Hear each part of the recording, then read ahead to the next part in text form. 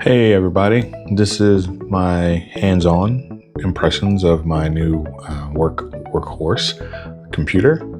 This is the Asus dual screen Zenbook, and as you can see, it looks like a normal laptop.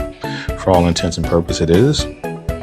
One first initial impression for a lot of you folks that are really, and by the way, I'm at my kitchen table today because it's just a lot of stuff in the unboxing here. It came in a nice little box, very nicely presented. There are plenty of unboxing videos. I'm not going to do that, but anyway, this is the Zenbook Duo, and it's a 14-inch. As you can see, very smooth hinge here. The whole single finger test for some of you, that's single finger thing, right? So we have this, has a nice responsive keyboard. I was really shocked by it. It is plastic. It is not a full convertible, so it does not fold into a tablet of some type. So I have some feelings about that one way or another, but provided that the rest of productivity options are there, I can live without that. And then this keyboard is magnetically affixed to this laptop. So if you remove it, it's an actual Bluetooth keyboard. There's a Bluetooth switch here that allows you to enable the Bluetooth functionality. Sorry, I gotta probably pull back here. So when it's on the, let's just say it's docked on the actual, on top of this screen, you can turn this off and it's powered by the pins here located. But if it is next to the on here, or you take it off, I'm sorry, you turn this on, flip that switch, and then you see the little Bluetooth light up, and now this is usable. I don't know. So if I put this down, and you can see I'm moving my finger here, now it's actually moving, right?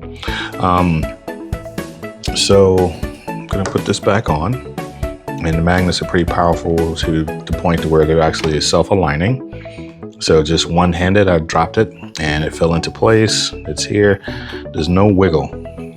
Like, this is affixed. This is like, it doesn't have a removable keyboard. It is pretty decent quality. The trackpad is huge and it's very smooth. It feels like glass. I'm not sure if it is. If not, it's a very soft plastic, but it feels pretty good on the hand. As you can see, it does have the Dolby Atmos rating, and Harman Kardon is who provides the sound. The speakers are pretty loud, and that's just from an initial startup sound where I had to turn it down. And if I close the lid, one thing I will say is that unlike some of the modern laptops, this is an ABS plastic. So a lot of the high-end flagship laptops are more metal of some type, whether they're aluminum or manganese or something like that. This one is plastic, but it is a high mil plastic here. Just want to flip it over just to show you some other feature.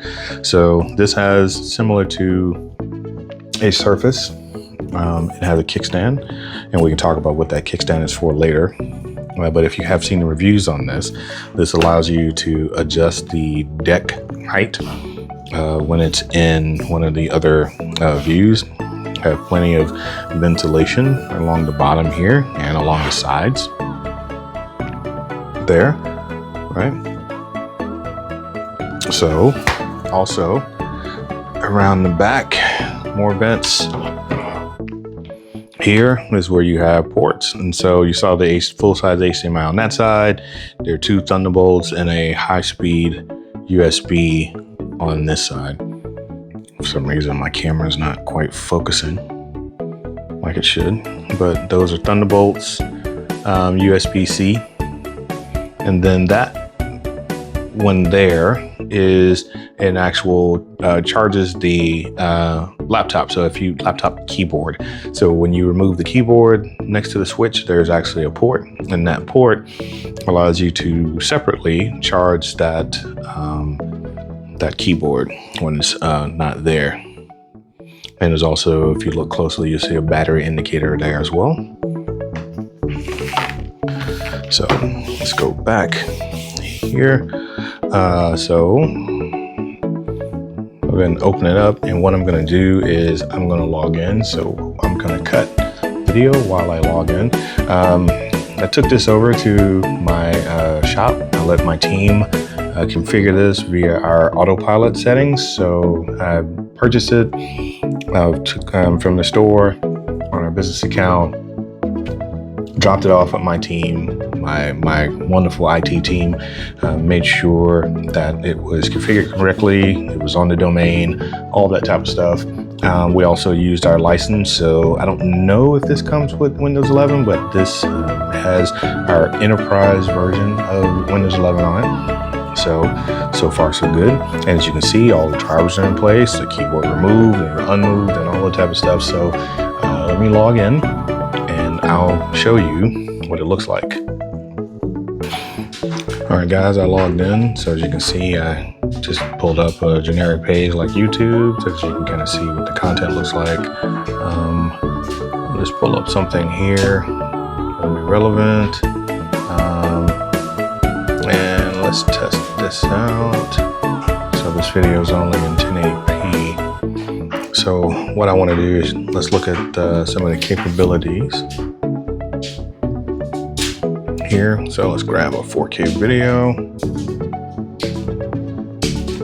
let's adjust the quality, and let's take it all the way up to 4K and then full screen.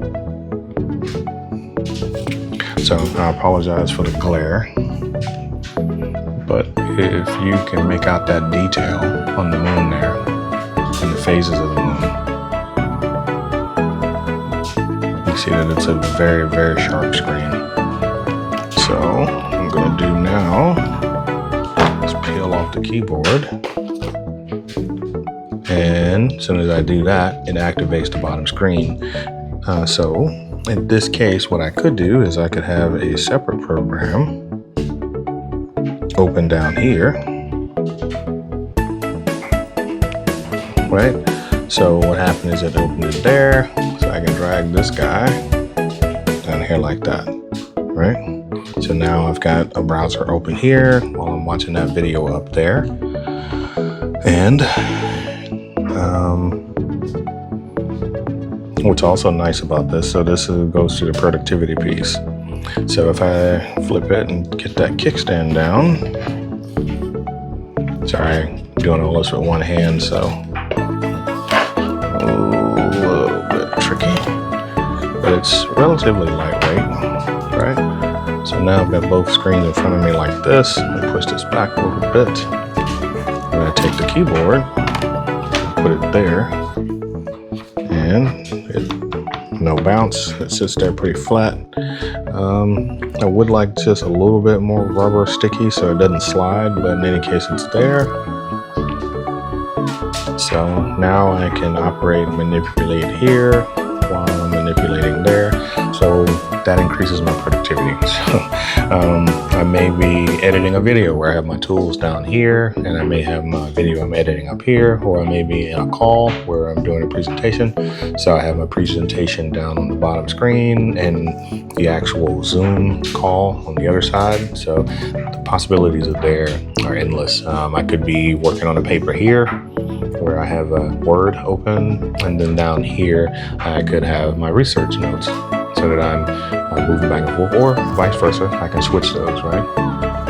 So one other trick is, if you notice, as soon as I grab this, you'll see that there are two icons that pop up. So what that does is it identifies which screen is which, and I could just click that icon and just drop it on to one of those, just like that. You see it?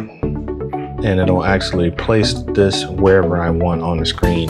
That's an augmentation to the built-in Windows ability to split a screen. So if you go to your maximize, minimize button, based on how that window set up, you can actually configure your window differently for different programs. I could put one on this side, one on that side.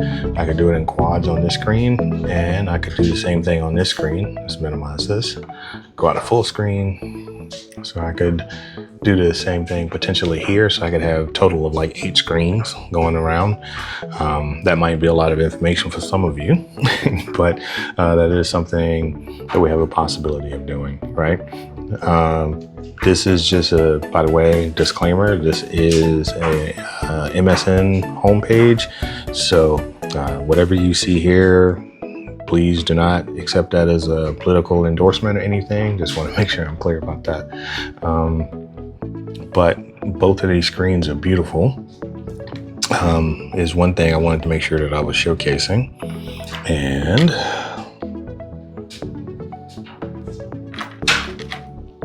if we look into our system info on this particular build, I wanted to make sure that I picked up the 32 gigs of RAM, and I believe this is an i9 that I picked up on this guy. I'm trying to find where my proc is. It's my memory. Yeah, but this is the i9.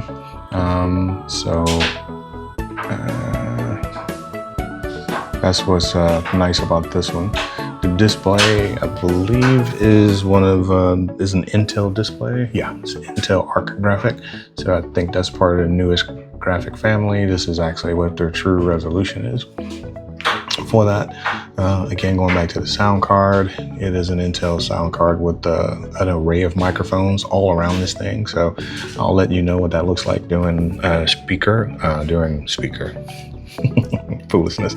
I'll let you know what that looks like during any meetings that I may have online or which.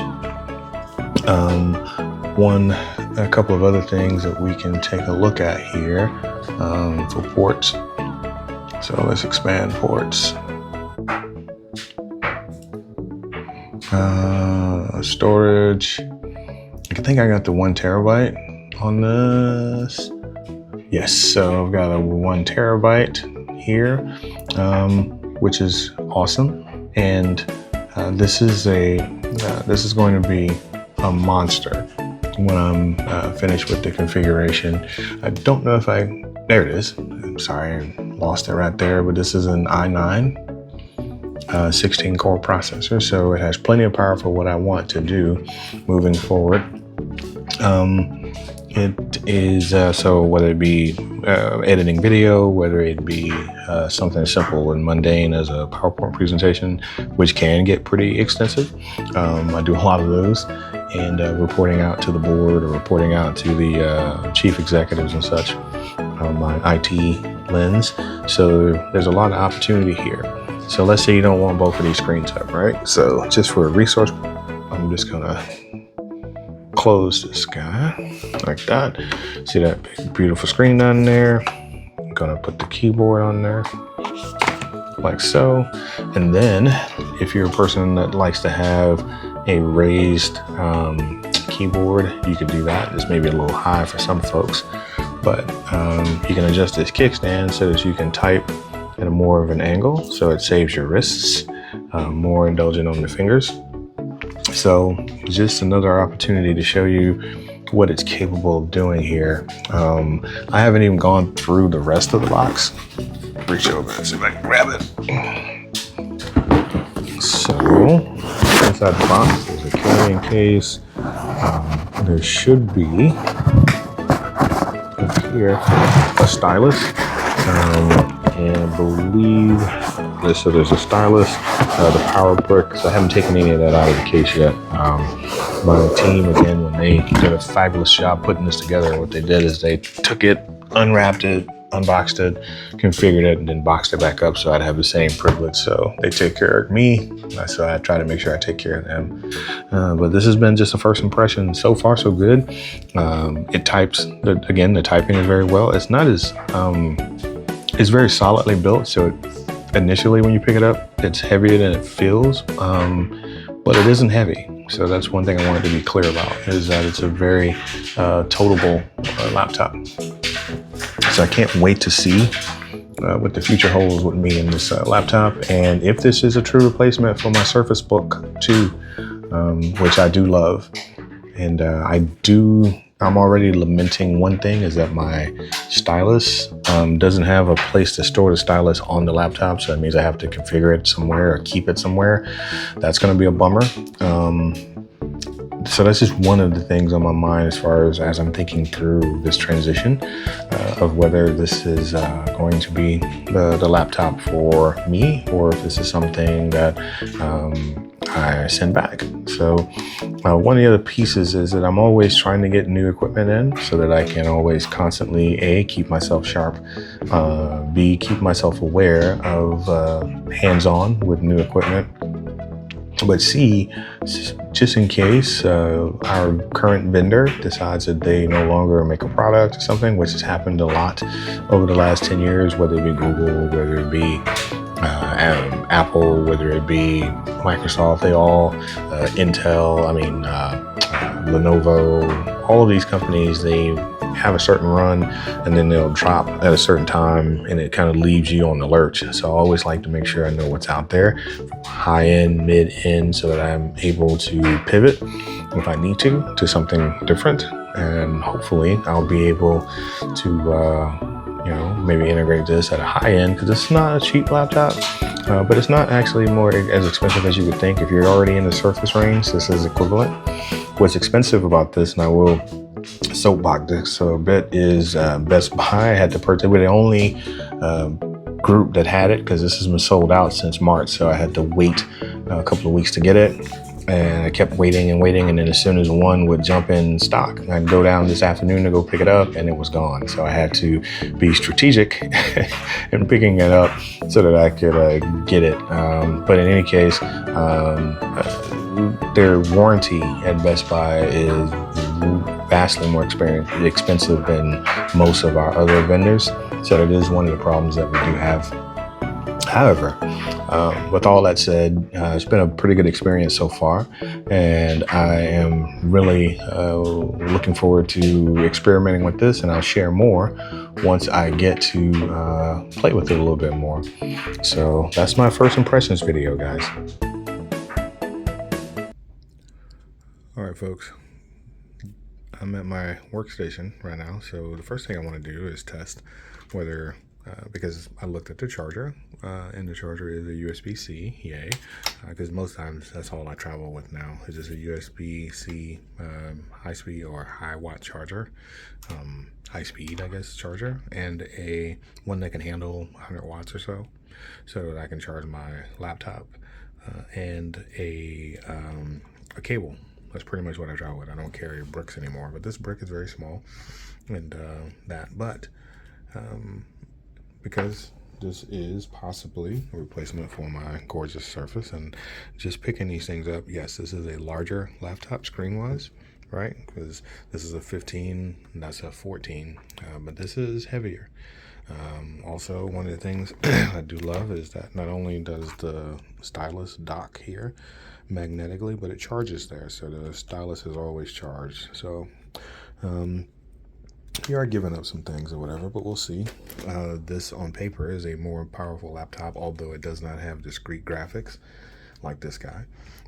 But one thing it did come with, or one thing I do have, is my Surface charger, which is back there, which has USB-C now. It no longer has the Surface port cable. So just gonna run this on, plug this over here like this. If I can find, there we go. I'll plug this in. Here we go, get a snap. My charging light comes on. It indicates that it's charged, and now, oh, look at that. So now, even with, I don't have to buy a new docking station, I can use the same Surface dock for this, and it'll connect all my other things, hopefully. Looks like it's mirroring right now, so let's change that from duplicate to extend, right? We'll have to do some other configuration to get this settled, but as you can see, it's displaying to the full 49 inch display. And if I move this keyboard, let's see what it does there. it actually is disabling. It actually displayed to all 3 screens just by doing that. So I'm gonna put this back on for now, because I did get a message that popped up. And so it's intuitive, it's smart, it knows what to do. So one thing I was worried about is with the screen on, how does this close flat? Because it does. It closes completely flat when I have it. And I didn't see this in any of the other reviews, but if you look closely, you'll see that this bevel edge here protrudes a bit so it can wrap around this portion of the screen, right? Like this thicker part. Back here, this part of the keyboard is thinner than this, so it's almost like a puzzle piece. And it gradually, there's a little hump right here, and then gradually this little recession goes down to where it's flush. Again, this feels like it's rubberized, so I'm guessing it has some type of, I'm not going to say it has an IPS rating, but it seems like it does have some good sturdiness to it. Again, with that IBS plastic, so we'll see. But now that I have all 3 screens at my disposal, I'm going to see how the workflow works with this, if it can truly give me some juice on that power. Oh, looks like my webcam just got found.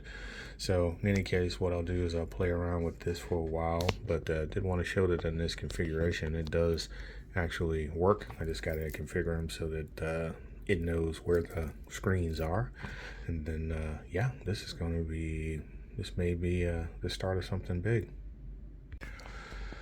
So now that I have everything done, I've got my keyboard down here by my side so that I can manipulate the mouse.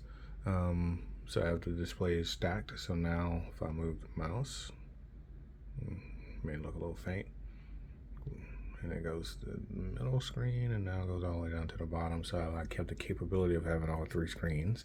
And initially with the big boy up there, it was recommending the 3840 by 1080p, but I kicked it up to the 5120 by 1440, and it's outputting just fine. So that was a question that I had on that monitor. So everything else looks well. I don't know if I want to use HDR or not. It kind of gets a little fluffy, but it should be able to handle it, I guess. So we'll see what we look like there. It's not always necessary though. Sometimes HDR can be a gimmick. But yeah, I mean, it is in all of its glory right in front of me. So let's see what this looks like in a few minutes after I've gotten some more playtime. Alright everybody, here's one thing that was troubling me. I couldn't figure out, but I finally got it with regard to the bottom screen. So one thing that I failed to mention is not only are both of these screens, their screens are 3K, right? So very powerful displays. I just did my research, and it will output, of course, 4K to a monitor, which you saw upstairs. It's actually outputting a little bit greater than 4K to my 49-inch. But one thing it also has the capability of doing is up to 8K. I believe through the, I'm not sure if it's through the Thunderbolt, but I know for sure through the HDMI that's there. If you have an 8K monitor or television, you could actually output that. But that's not what I want to talk about. So I showed you the keyboard and how you can use it separately, you know, all those type of things. And one thing I want to mention is that both of these screens are actually touch screens. I don't know if that came across, but some of these, I believe the Lenovo, they're not touch, or one of them isn't touch or something, which was the turn off for me. Why would I pay that? Plus the resolution on the screens weren't as high as this. It actually cost a little bit more. The processor was not as good. So there were a lot of reasons why I didn't go to the Lenovo. The specs just weren't consummate with the price, whereas this is actually a bargain. If you can get your hands on this, you're paying between $1,500 and I believe $1,700 for the i9. So again, tell me another laptop that is selling for let's just call it $1,800, that has two 3K 14-inch screens that are touch enabled, multi-finger touch enabled, with a stylus, comes with its own bag, and a removable keyboard, 14 inches, under 3 pounds. I'll wait. So this again is a much lighter proposition. Yes, some folks will go again back to the premium. It's not it's plastic. It's not premium. Get over yourselves.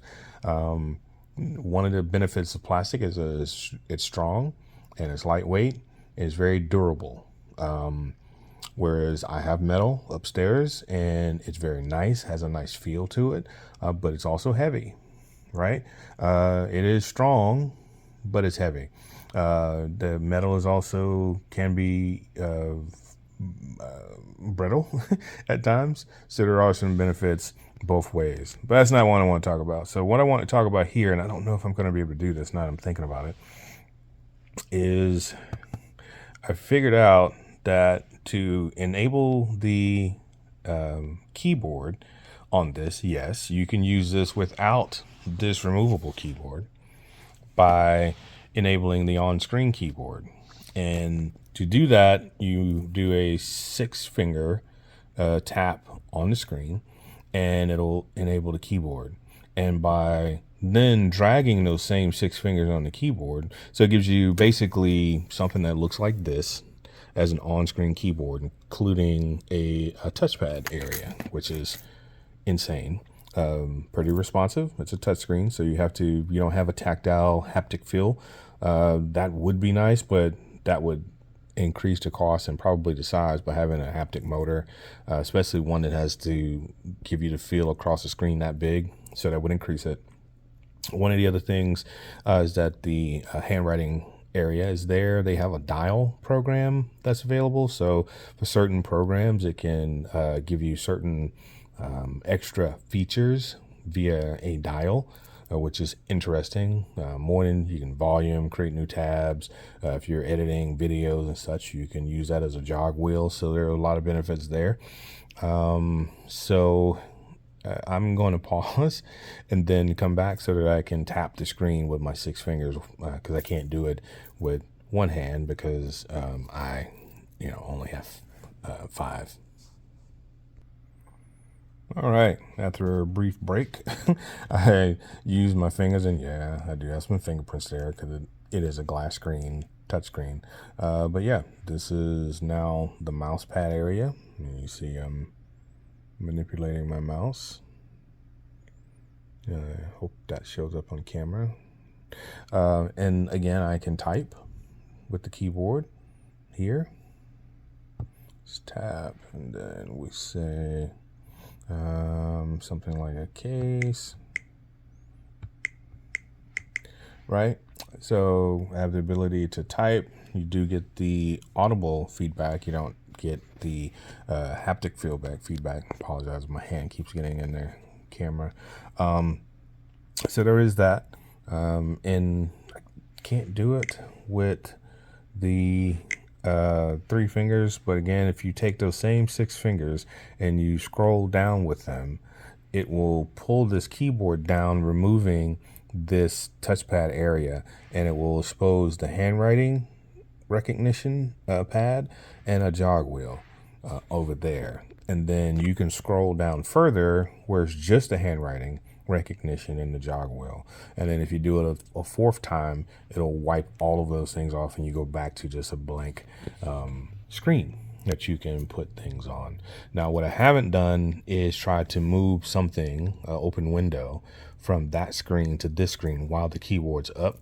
I'll look at that in a minute, but this is awesome so far, because as advertised, if you wanted to, you could take and leave this keyboard and just take the two screens and use the on-screen keyboard. I personally wouldn't do that because the sell job there is that, it's this does add weight, so it would give you an even lighter experience, which is great. But the other side of that, though, is that I think you lose a little bit of your flexibility, particularly from a productivity perspective. So that's what I would like to experiment with. I personally, again, will probably always carry my keyboard with me. The only problems, again, that I've noted as far as weight is that, again, I have to look at how that is precision, baby. You put that sucker down and it snaps right into place. I didn't even look at it, I just dropped it down. Anyway, sorry. If you have anything that you have to carry, I have to now figure out what to do with the stylus, because unlike the the Surface, I was saying the plural of Surface, foolishness. It doesn't have a garage or anywhere to store it, and it's not magnetic. Some of the other Surfaces back in the day, the pen or stylus would stick to the device, where this isn't metal, so you can't use magnets there. So I haven't figured that out yet. Also, even going back in the day, there was a loop that you would have that you could purchase for your older Surfaces that would attach to the keyboard, so you could keep your stylus in one place. It's just more or less one thing to carry around, one thing to lose, one thing for you to have to go out and buy, right? So those are some of the issues. That's why I haven't taken it out the box yet, but I will. But it is something that I am curious of how I'm going to get through that. Small problems, right? First world problems. But again, as these things come up, I'm going to continue to work on it. I've configured my pen and my Windows Hello, so they work. I've got my work OneDrive synchronizing now. So looks like things are starting to round out from that type of experience. And once I get everything under control here, this is going to be this is probably going to be my workhorse. I'm very pleased so far. Again, I'm only a couple hours into ownership. Into possession, I should say. I have owned it for about a week. It came in from the folks at Best Buy. I dropped it off with my staff, my IT staff, my wonderful team that I have the privilege of leading. And they are amazing. Particularly one individual. I don't want to embarrass him by saying his name, but dropped it off to him last week, and he got it back to me in a very quick turnaround. And again, we are a Windows shop, or Microsoft shop, so we deploy via autopilot. So it's a new process. I wanted to see it work. We've only used it on the Microsoft Surface products, which is that is our standard computer across the board. We do have a few exceptions. Our development team for a while were using the Alienware just because of the rendering power. But something like this would work great for them, right? Because A, it's an i9, B, plenty of RAM, plenty of storage. Most importantly, though, those two screens, right? So I could have my terminal screen on one of the screens, and on the other screen I could have the render of what I'm working on.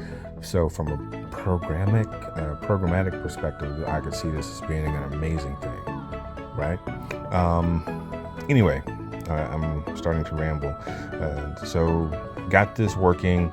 It's looking great. I love the feel of it. I do miss the tablet. That's just me, especially when I'm traveling. A lot of times I have my Surface Book to fold it so that it's in tablet form, and that's how I'm consuming media. I've even run meetings that way because I don't need my keyboard. I just have it propped up where I'm doing it that way. I don't need a keyboard and whatever. But I do see that this is going to be the new workhorse. So I'm going to employ more and learn more about this particular piece of hardware. I'm a hardware guy, so I love hardware, and I'll let you know how that works out.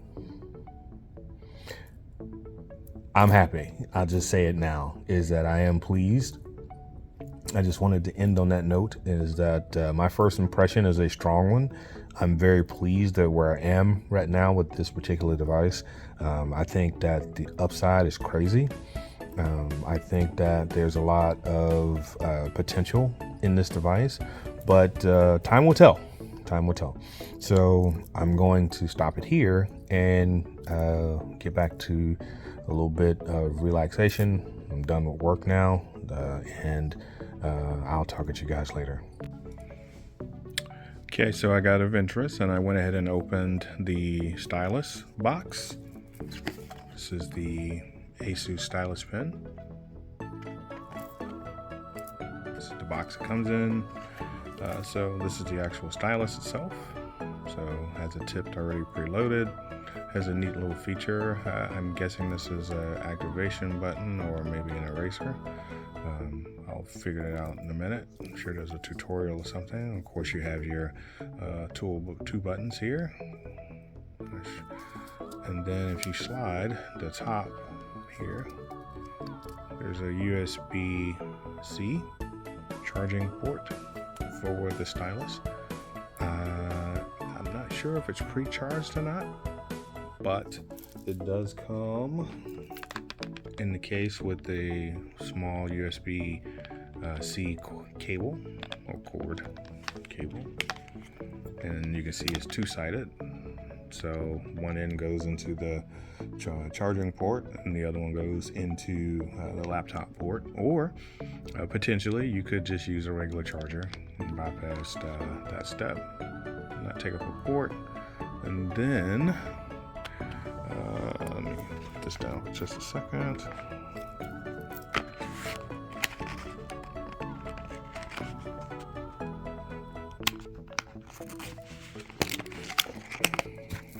Stylus came in a little clamshell. I had to open it with my free hand, and it comes with these tips. So I'm guessing kind of a ballpoint type of tip, a hard tip, and another tip, and that's the tip remover. There is there's instructions in the box, but I tell you, it's like reading microfiche. This is how you remove or replace the tips, right? You got the various buttons, and even at this magnification from the camera, you can see that it's very, very small writing, so you'll definitely need to put your readers on for this. So it does give some lightweight instructions here when it tells you, of course, what it looks like when it's charging and what fully charged looks like, or when to charge 15%, I think that's 35%. But you have your various buttons here. It tells you what the tips are. So this is going to be interesting. Again, Microsoft's stylus pretty much just connect automatically as soon as you take them out of the package. Long press the eraser button, I believe, it'll actually just the Surface laptop or Windows will look at it and say, hey, do you want to connect? And it does its magic. So we'll see how well this works with this active stylus. Again, I don't know if it's pre-charged or not. I may have to charge it. So I'm probably not interested in instructions. It is round, and it is not quite a fat pencil, if you remember from like elementary school. It is not a pencil thin like a number 2, so I'd say it's kind of more of a like a thin Sharpie maybe. So it's comfortable. It has some texture, so it's not completely smooth, so it's easy to hold in your hands. As you can see, it's pretty light. It's made out of some type of metal, lightweight, probably aluminum of such. So I'm going to connect it and see how well it works on the screens, because again, this is part of the productivity thing, right? Is that I could potentially have a meeting going on my top screen here, pull off the keyboard, and I could take notes with OneNote on the bottom screen. So we'll see how all of this plays together once I have a chance to get this paired. And because again, I am a pen user. One other thing I'll say is I use I sign a lot of contracts. So I actually prefer to have my pen for signing contracts. So we'll see how this works in the transition. I just don't know where I'm going to keep this so I don't lose it. I wish that there was a garage or something. So we'll see.